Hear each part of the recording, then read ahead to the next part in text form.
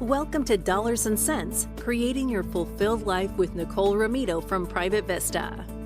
In this podcast, we draw from years of experience as well as guest specialists to help you create the life you imagine. Join us in this journey as we enlighten and empower you to align your lifestyle to help you achieve your goals with a clear picture of your future. Now, let's get to the show. And welcome to the Dollars and Cents podcast with Nicole Romito. Hi, Nicole. Hi, Bill. As we head into the holiday season, I wanted to revisit one of our most popular episodes on finding purpose beyond financial independence with our very own Jeff Toner. We sure hope you enjoy this episode as much as we did recording it. Hello and welcome to the podcast, Dollars and Cents, with your host, Nicole Romito. Nicole, good to be with you. How are you? I'm doing fantastic, Bill. It's good to be with you. How's the day treating you so far? It's good. It's good. And I will say, after your last conversation about taking care to make sure your portfolio is not overbalanced in any one particular thing, I have done that. And I'm happy to say that we're pretty safely allotted across a wide group of stocks at this point. So where are you going to take me today? Well, that's fantastic. I appreciate you taking our observations and potential strategies to heart. So hopefully that will continue to work out for you. I am going to take us in a kind of different direction today. I've got one of my partners and long-term colleagues. I've worked with Jeff since I joined Private Vista nearly 20 years ago. So back in studio with me is Jeff Toner. Welcome back, Jeff. Thank you very much. And what Jeff and I are going to talk about is a little bit more, we're going to get away from the dollars and cents, pun intended, of our industry and kind of, what people assume Jeff and I spend the majority of our time on. And what we're going to talk about is the purpose and meaning and kind of once you know your number or you've gotten to your number, kind of where do you go from there? So that's what Jeff and I are going to spend our time on today. Oh, good. Well, I'm all ears. Great. Well, before we start that conversation, in case our listeners did not hear the prior episode that Jeff was on, I'll give a brief bio. He's actually like one of the four founders of financial planning. He's been doing this since the 80s. He is one of the founding partners of our firm. And at certain points in time, he was our managing partner. So has led Private Vista throughout the years and continues to be a voice of wisdom and soundness. He still definitely works with clients and enjoys having the kind of conversations that we're going to share today. I know that's what really lights him up. In addition to Jeff staying busy with helping our clients, Jeff, why don't you just share a little bit about what Maureen and you enjoy doing when you have some spare time? Yeah, I guess this will be a very topical topic for us just because we're in the early stages of figuring out next stages and things like that.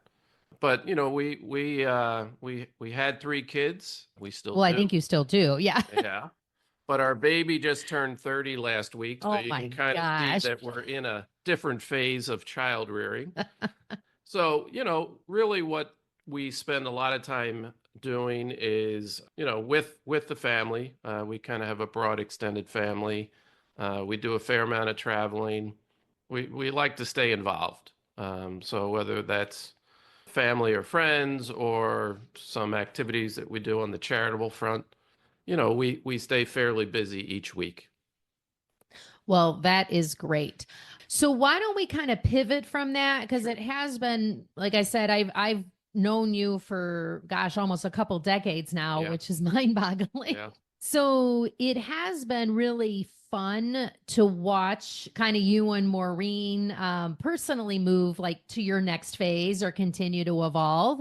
And then just when you and I have had conversations with clients, why don't we kind of start about maybe going back to how when you started out, it really was focused on how much do I need to have so I don't need to work for pay, or how much do I need to save to educate my kids, or, Right. it was always like solve for the number. And to kind of piggyback on that was a fairly dynamic way to do things back in the 80s. So you almost need a historical context to that, because back in the day, a lot of people just had services in their life. So they'd have an accountant, or they have an attorney, or an investment person, an insurance person.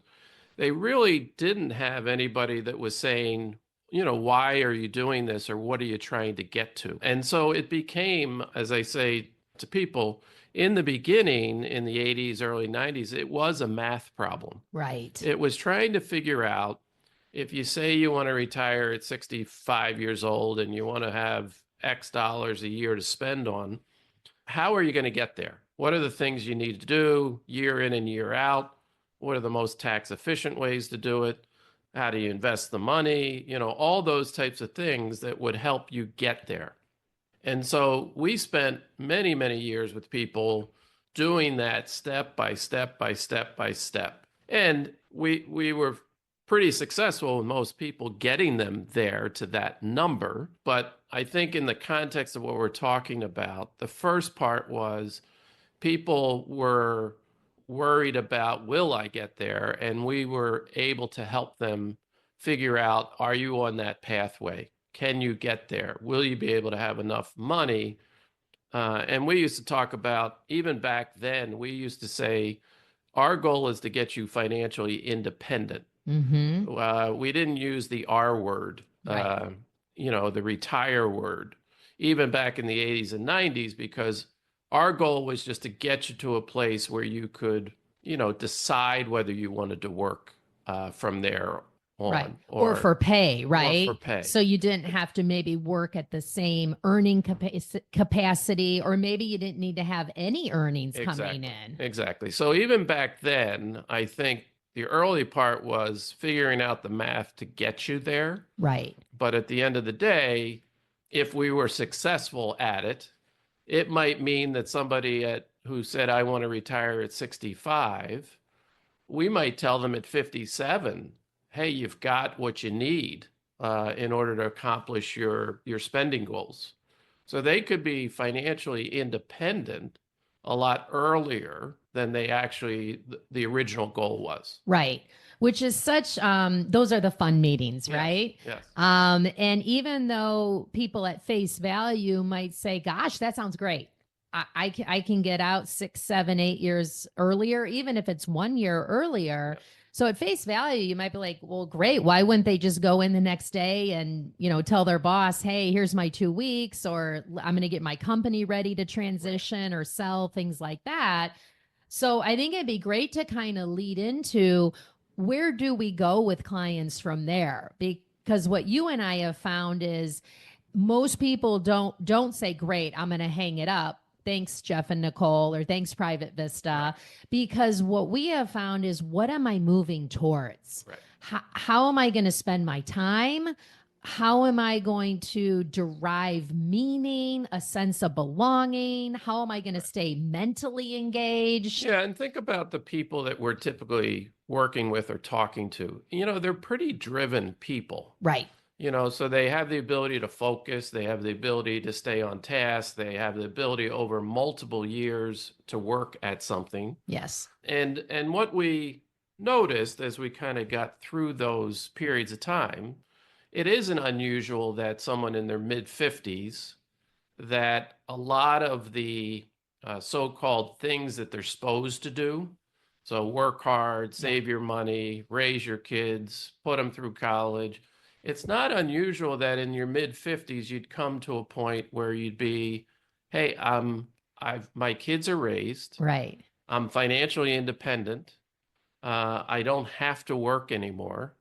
And so, for most of us, our whole lives have been following a certain pathway that I don't want to say is prescribed, so to speak, but generally but speaking, it kind of is, right? Yeah. Go to school, go to college, right? Yeah. Graduate, yeah. Right. Get a job, work your way up. So the first time is, in your mid 50s, a lot of times you wake up and you say, I don't have to do anything anymore. So what do I want to do? So the question, in a sense, becomes less obvious. And so you then begin this search for what am I going to do? What do I want to do? And I think you've kind of broadly put it under that category of purpose and meaning. What do I want my purpose and meaning to be? And as we all know, people still in their mid 50s, 60s, 70s, we have clients in our 80s that still have a lot of energy. Yes. So there's still a lot of runway left for these people. Well, and especially too, as you talked about, if people are able to, they have achieved financial independence in their 50s or 60s. I mean, even at 70, people are in much better shape, better health. And as you mentioned, some still have a lot of energy, and you could still have a long path ahead of you. So, maybe your sport of choice, and if there's grandkids or nieces and nephews or things like that, that's only going to take up so much time, right, and probably isn't going to give you some of the other things you've derived from your career. Correct. I know most of us, when we go to work, I mean, it is effort and there's challenges and there's good days and bad days. But I think for most of us, we'd reflect back on our work as being an important element of our purpose and meaning. Yes. In the things that we enjoy doing. And so as that element of your work life starts to dwindle a little bit, again, there's more and more time that you can have to kind of fill in the other stuff. The hard part about it is the answers aren't obvious. Right. And so one of the things I think that we want to talk about is that, one, it's a journey. It's not, you can't wake up on Monday and say, oh, I've got the answer. Here's what I'm going to do. So it's a journey to figure out the next phase or phases of your life. Yeah. And I think a lot of times I know we'll say, like, to clients, or even like, there is no there. Because even if you decide, well, I'm gonna do board work, or I'm gonna really focus on my volunteering or things like that, that might be the answer for like the first phase, or you might try it out and it might not be the answer at all. So there's a lot of zigging and zagging as you're evolving through the transition, right, and then into the next phase. Yeah, and it may be the first thing I'd say in that journey for purpose and meaning is, don't worry that you get it right, right, first time. And in a sense, I think it is a process of trial and error.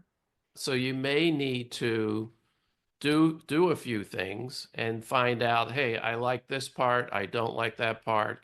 I'm really energized by this kind of effort, where this other one is not as, exciting to me as the other ones. So that is, I think, the nature when you can do almost anything you want to do.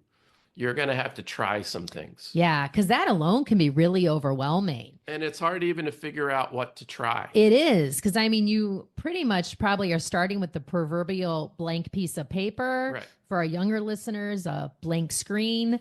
But I know sometimes when I'm trying to brainstorm or things like that, and you stare at that blank piece of paper, it's like, oof. Yep. If you do get paralyzed and overwhelmed. Yeah, exactly. And I think that the two things I'd start with in these comments, one, just understand it's a journey. So you don't have to solve for it in 3 days. But two, what we talked about is it's an active process. So you have to invest in your journey. You have to spend some time, thinking about those things. And I think, if I look at where we are today compared to, I started in this business almost 40 years ago. Yeah. And I think if we had said to someone, what's your purpose and meaning in 1985? Right. They'd have looked at you like you had three heads. Exactly. So if I fast forward to 2024 and where we are today, and I ask that question, I think it's a much more thought about question these days. And one, you wouldn't be laughed at anymore. Correct. Yeah. But the other part, which I think is good news, is it's a subject that's being written about and talked about. There's a lot of material out there now that if you're searching for the answers for you in particular, there are helpful things out there, whether it's books or podcasts.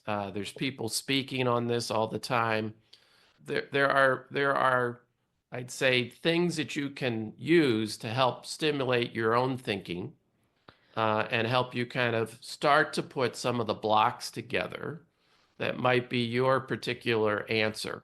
I love that, because especially speaking for me personally, it's a lot easier to start with something because it just gets my mind going. Either like, nope, that's not for me, but maybe this one kernel is, or it starts putting my mind to say, well, being on a board doesn't interest me, but wow, if I could go somehow teach financial literacy to grade schoolers, like that jazzes me up. Right.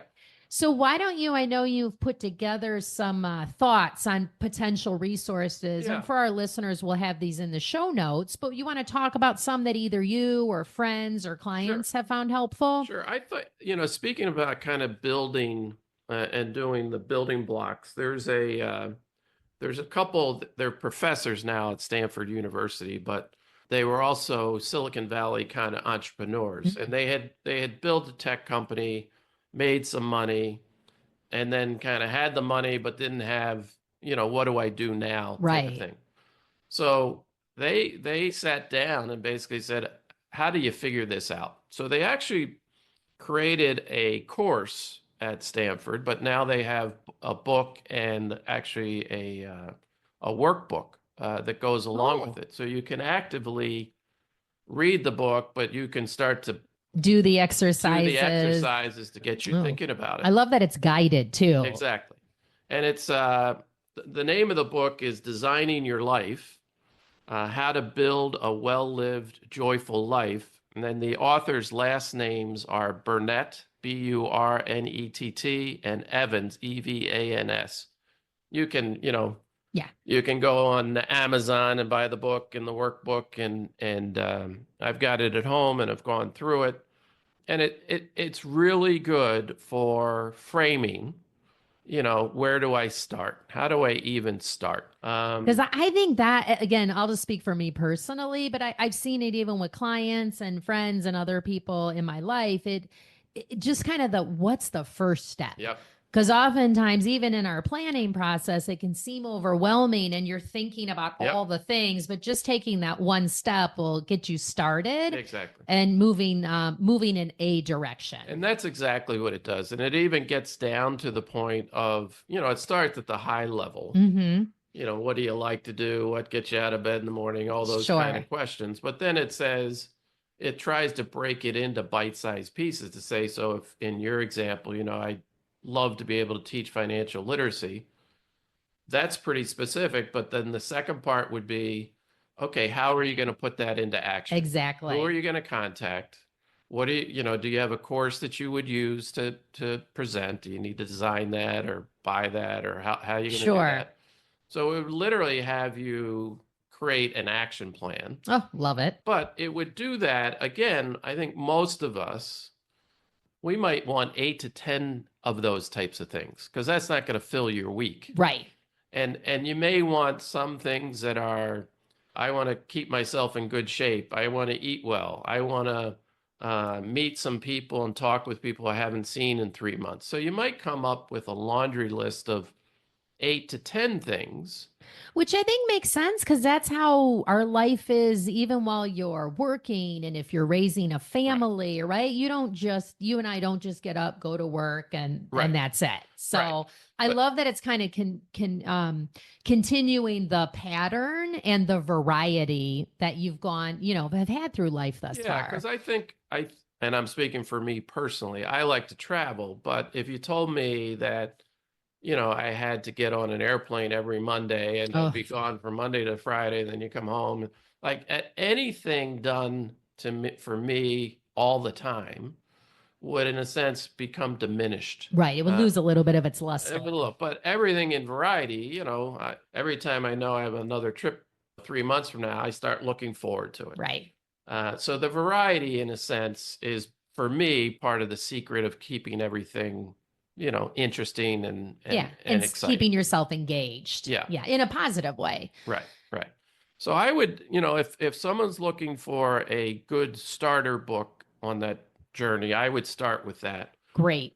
And for our listeners, we will put that in the show notes. Great. There's a guy, David Brooks, who's actually a New York Times author, and he's written a book on this issue. It's called The Second Mountain. And his visual is, the first mountain is your career, and it's kind of what you do, and you kind of work hard to get to the top of the mountain, and at some point, all of us start to go down the other side of the mountain, which is the end of your career, I assume. And his visual is, how do you start climbing that second mountain? And that the second mountain in his world is, purpose and meaning. And I think that part of the maturity of getting older, you start to realize, like, you don't have infinite time. Right. You do want to feel like you've contributed right. as much as you can. Yeah. How are you going to leave your mark on the world? Yeah. Right. Yeah. He just goes through, it's a good book if you're looking just to get the mindset of the issue. It's well written. I think for someone in that period of time in their life, I think most people would read that and say, it resonates. Me. Yeah. Or I can see parts of me in it. Okay. It resonates with it. And he does feel like that there's a lot of reasons to scale that second mountain. I think back in the 50s and the 60s when TV was showing, retire to Florida and do nothing for the rest of your life. Right. That was kind of what was sold to the general public as retirement. Right. And I think there's just a whole group of people who are like, that scares them more than anything. And basically his book talks about the reason to strive to get up that second mountain, which is, fulfillment and feeling like you are helping and having purpose. Yeah. And I think too, a lot of times I'll say, like, when I'm talking about, like, what fills you up, right? So what fills you up? And also, how can you still stay connected with people? Because a big component of work, I mean, I know here at Private Vista, many of us have been at the company for many years. Yeah. So we have a social connection, a personal relationship, if you will. And then also too, obviously being involved in anything keeps you mentally engaged and stimulated. Sure. So those are big things that a lot of us get out of a career. And like you said, if you're thinking, oh, I'm going to go to the beach, or I'm just going to play tennis or golf or whatever it is, I can see then if people are thinking that's the next step, like why they continue working, even if they don't need to do it for the financial reasons. Well, there's the old expression that, a lot of people don't do things because they don't know what they want to do for the next thing. So they just kind of keep doing what they're doing. What they know, right? And it's much easier when you are excited about the next thing to move towards that. Yes. And say, I don't have any more time, for what I've been doing. I'm so excited to kind of. And I think ideally, it might be an ideal as opposed to a reality. Sure. But ideally, we would feel that way, about the next phase, if we could do it. Hey, pardon the interruption. I know you are listening to Dollars and Cents, Creating Your Fulfilled Life with Nicole Romito, and we're happy you're here. If you have any questions, please head over to myprivatevista.com or the show notes to find out how to reach us. We'd love to hear from you. We've been fortunate to live this with our clients, and then both of us with friends or family members. Do you want to share a couple stories where you've seen what people have moved towards and it's been a success for them? Yeah, and some of these are clients and some of these are kind of friends that I've seen do these things, but they all kind of have elements of what we've been talking about with. I had a friend that had sold his business pretty young, in his mid-50s. Oh, I think that's pretty young. Yeah. And he's almost the prototype for what we were looking, what am I going to do next? And how do I stay connected? But one of the things that he started to pursue was using the skills that he had kind of learned by running a business and seeing how he could potentially apply those in other areas. And so he came across another person that was looking at some kind of social justice issues, and they had worked in prisons together, teaching and educating prisoners. And out of that, one of the things they learned about was there's really no easy place for people that have been convicted of crimes to come out and get a job. Right. So they created a business plan that happened to be in the solar industry, but okay, it was going to be to put together a business where you'd manufacture solar panels. And in essence, they were going to hire people who were coming out of the system, the prison system, to be the employees. This is amazing. So obviously it's a business, right? Right. So you have to pay your bills, you have to get the materials and manufacture them, and you have to sell them, and you have to, do all the things to make it work as a business. Okay. Makes sense. But at the same time, you had to take people that probably didn't have they had a lot of desire, but they might not have had the skill sets to implement those at the business. So this particular person brought in his skill set as a business person, but also invested money into this entity to get the capital and because that's another practical side of this. Right. So he was willing to use some of his own capital, so to speak, as a way to make a difference, create some meaning, right? Create opportunities, obviously, for these those people. Really who don't have any or very limited. And so it's been somewhat of a success story.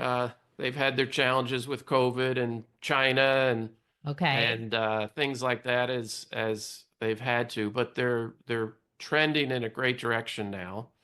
And I think he's really felt energized and good about the fact. I think they have 25 employees at this that's point. Amazing. And they're, feeling like the future is going in the right direction and everything is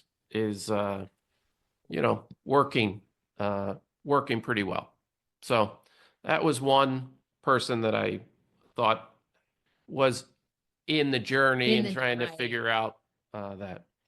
There's for those who are really looking from a exploration route, there are programs now at universities, kind of the major ones, Harvard, Stanford, I think Texas has one, I know Notre Dame has one, where people who have maybe finished their primary careers. Mm-hmm. So they've conquered the first mountain. They've conquered the first mountain, but they're trying to figure out the second mountain. Love it. That they have these year-long programs where you kind of sign up and there is a tuition, so it's not for free. Okay. But you basically immerse yourself in the university culture, and you take courses and you hear speakers, and you basically are asking the question of what's next.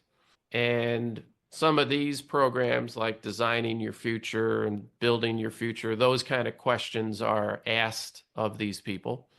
But it's a sabbatical of sorts. I think people are used to that word, where you just stop for a period of time and you decompress from your first mountain and you say, what do I want out of life going forward? And I know they did use that book that I mentioned at most of these places, where they literally try to help them sort through those questions and hopefully come up with some of the answers for those programs. So that's another, I knew a couple people who did that type of program. And then Nicole brought this up, but a lot of times as you get older in life, you get more out of life by serving others than yourself. Yes. I had a friend that literally just got involved with their local church. Okay. And the church had a fairly big outreach program. So that was kind of feeding your poor, clothing your poor, visiting people in prisons, all the things that you might think of, potential ways to help. And that was what he did for about 8 to 10 years right after he stopped working. That's phenomenal. And he really, he was a very bubbly guy. He loved it. He seemed energized by the whole process every time I saw him. Yeah, that's great. Well, I mean, Jeff, this is certainly a topic near and dear to our hearts. As you mentioned, you and Maureen are actually personally starting to go through and start looking up that second mountain.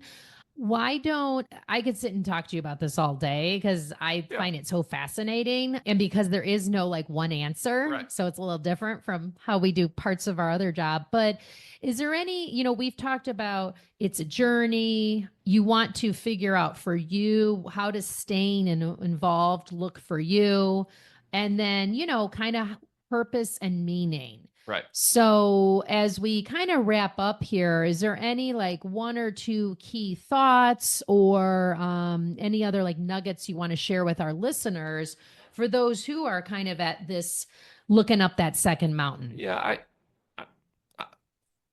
I think that the answers, so to speak, are going to be different for each person, and the process is going to be different. Right. But I think some of the common parts is you have to be active about it. Like it's not going to occur to you in the middle of the night in one of your dreams, the answer. So I think you have to invest your time into the searching for the answer. I think, my sense too is you have to be curious enough about it. Right. So talk to people, say, what are you thinking about this? Or how do you think about that? So I do think between spending some time, using some resources, like we talked about, talking to people that you've seen go through it, maybe talk to people that who are in this place and say, what's working for you? Right. What's not working for you? Because sometimes we only ask the positive questions, but they might have learned some things along the way that didn't work for themselves. And I think if you see this as, a journey, and you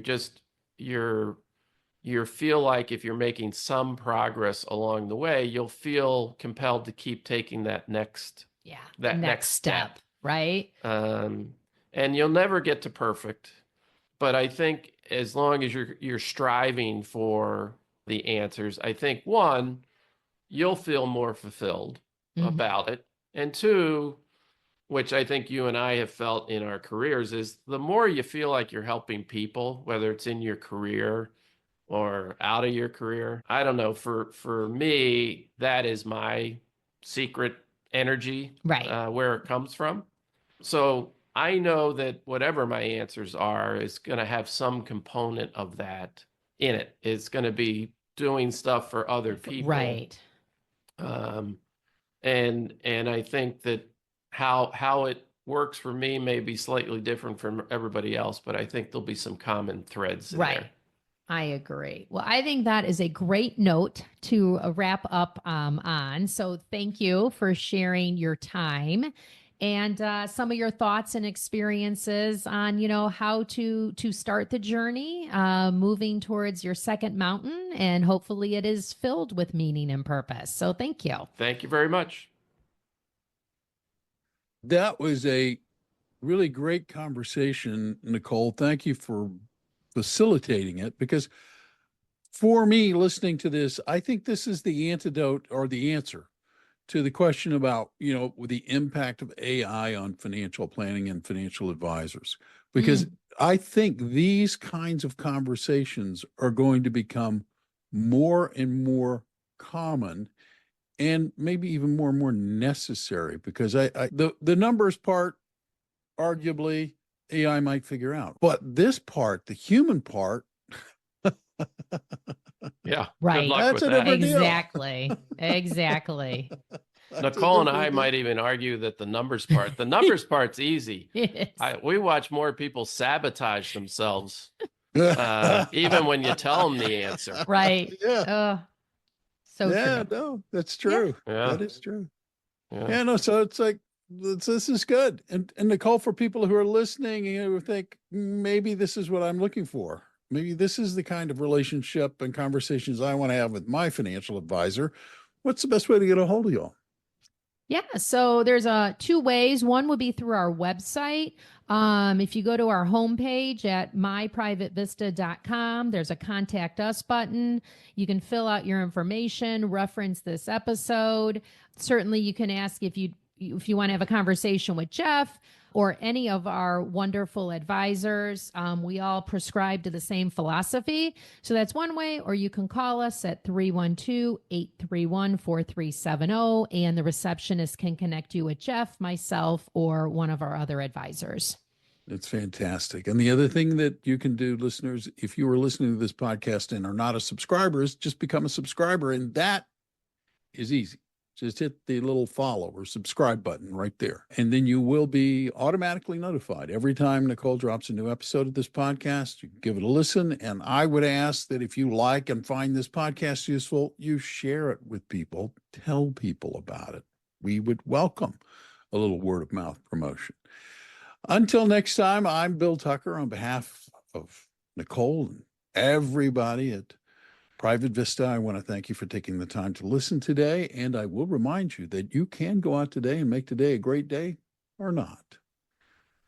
You do have a choice. Appreciate you listening and wishing you a happy and healthy holiday season. And thank you, Nicole. And for those of you who are listening who are not subscribers, don't forget to subscribe, give us a like, tell your friends if you like the podcast. And until next time, I'm Bill Tucker on behalf of Nicole and everybody at My Private Vista. Thanks for listening, and we'll catch you next time. Thank you for listening to the Dollars and Cents Creating Your Fulfilled Life with Nicole Romito, sponsored by Private Vista. Visit our website at www.myprivatevista.com or give us a call at 312-831-4370. And don't forget to click the follow button to be notified when new episodes become available. Private Vista is a group comprised of investment professionals registered with Hightower Advisors, LLC, an SEC-registered investment advisor. Advisory services are offered through Hightower Advisors, LLC. This is not an offer to buy or sell securities. No investment process is free of risk, and there is no guarantee that the investment process or the investment opportunities referenced herein will be profitable. Past performance is neither indicative nor a guarantee of future results. The investment opportunities referenced herein may not be suitable for all investors. All data or other information referenced herein is from sources believed to be reliable. Any opinions, news, research, analyses, prices, or other data or information contained in this presentation is provided as general market commentary and does not constitute investment advice. Private Vista and Hightower Advisors, LLC, or any of its affiliates make no representations or warranties expressed or implied as to the accuracy or completeness of the information or for statements or errors or omissions, or results obtained from the use of this information. Private Vista and Hightower Advisors, LLC assume no liability for action made or taken in reliance on or relating in any way to this information. The information is provided as of the date referenced. Such data and other information are subject to changes without notice. This was created for informational purposes only. The opinions expressed herein are solely those of the authors and do not represent those of Hightower Advisors, LLC, or any of its affiliates.